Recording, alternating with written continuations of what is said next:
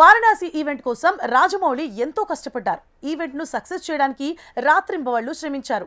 ఆయన అనుకున్నట్లే ఈవెంట్ అంతా బాగా జరిగినప్పటికీ మధ్యలో కొన్ని అవాంతరాలు ఎదురయ్యాయి. దీంతో జక్కన్న కాస్త ఫ్రస్ట్రేట్ అయ్యారు. ఇదే క్రమంలో దేవుళ్లపై తనకు నమ్మకం లేదంటూ కొన్ని వివాదాస్పద వ్యాఖ్యలు కూడా చేశారు. ఇప్పుడు ఈ కామెంట్స్ తీవ్ర దుమారా రేపుతున్నాయి.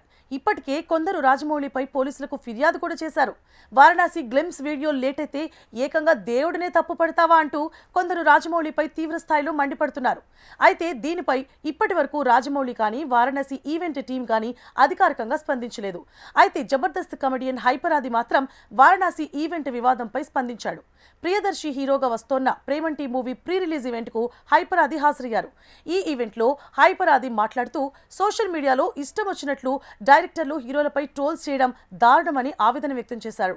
వారణాసి ఈవెంట్ లో రాజమౌళి దేవుడిని అవమానించలేదని, తన గ్లిమ్స్ వీడియో కాస్త లేట్ అయిందని హనుమంతుడిపై అలిగాడు. అంతే తప్ప ఏ దేవుడిని అవమానించలేదు.